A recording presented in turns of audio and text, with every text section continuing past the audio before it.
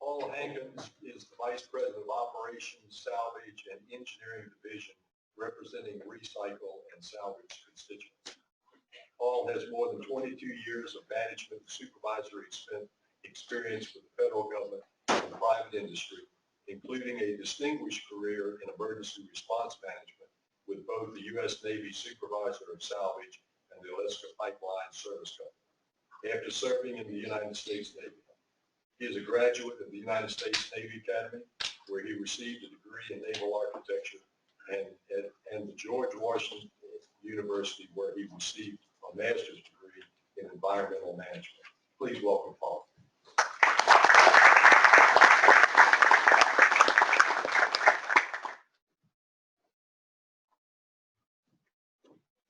Thank you, Joe. I'd truly like to thank you for inviting us. I was honored to be asked to attend today.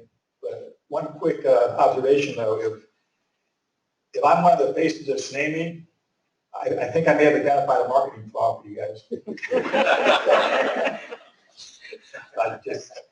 just a note. But just a quick remark on constituencies.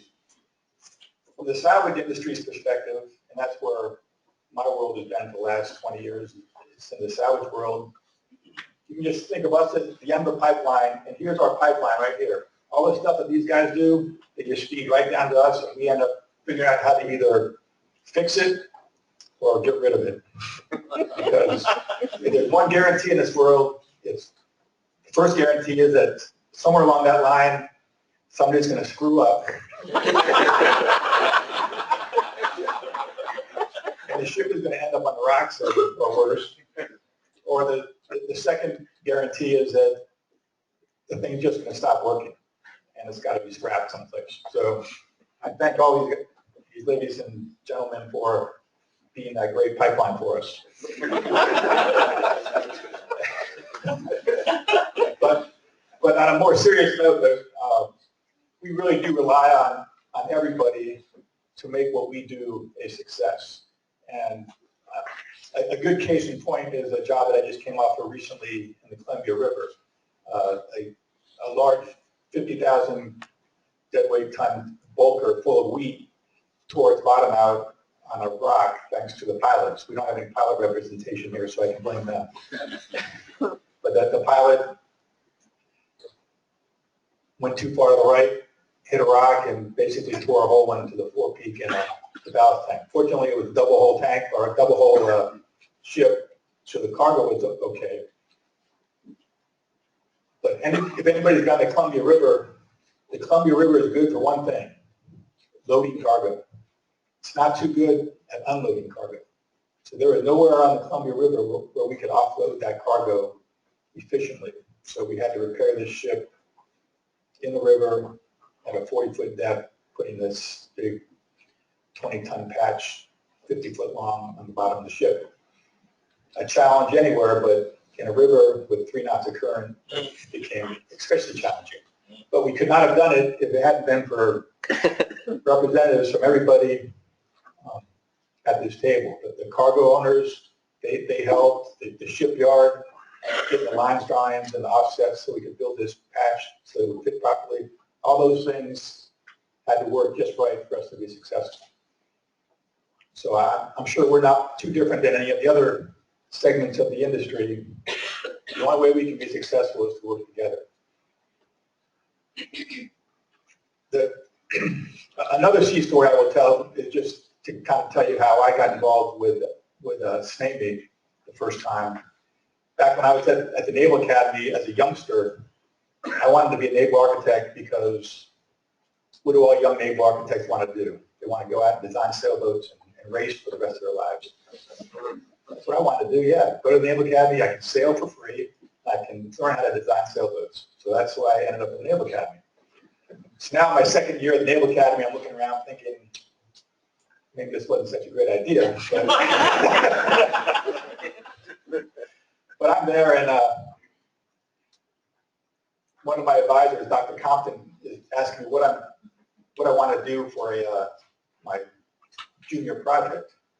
And I'm saying, design a sailboat. And he looks at me and he pats me on the head and said, yeah. Sure you do. He said, you really need to go to broaden your horizons a little bit. You need to figure out what you really want to do with network architecture. So he recommended I go to this meeting, and I didn't know SNAME from any other organization back then, but he said, go to this meeting in DC and maybe you can get some ideas. So I went to this meeting, which turned out to be a SNAME. I don't know if they were called TDs back then or whatever, but it was a meeting of a bunch of guys getting together to talk about, and gals, there were 2 women there too, to do these new research and development projects. So they got me interested in doing this. Back then they were called SWAFs, these small waterplane twin hull vessels that were just starting to get looked at. I said, oh, this is pretty cool. So I got involved in that project, and that ended up being actually my senior project, was designing a SWAF vessel. So all you students out there, it really is true where if you get into these meetings, you can know nothing. I certainly knew nothing. I was probably the dumbest guy in the room, but you can get hooked up with people that do know something, and from their smart, you can pretend like you're smart too. And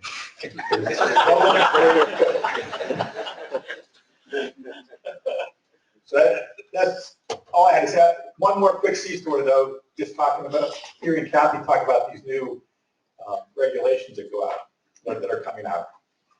For the salvage industry, regulation has actually been helpful for us because it now requires ships to identify salvors in advance, and the end result has been that because all these ships coming to the U.S. have identified salvors in their plans, we have kind of become, the U.S. salvage industry have become kind of the de facto salvage industry for the whole world because we're already in a ship owner's plan. So if you look at who's doing salvage jobs around the world, more and more of it is being done by U.S. companies. And that's a direct result of the regs. So that's a good thing.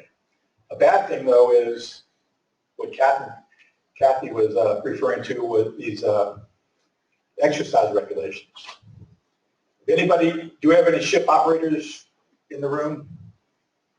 Okay, 1 or 2, but these days, when a ship has an accident, what's the first call that ship master is going to make? He's going to be back to his home office to let them know something's going on.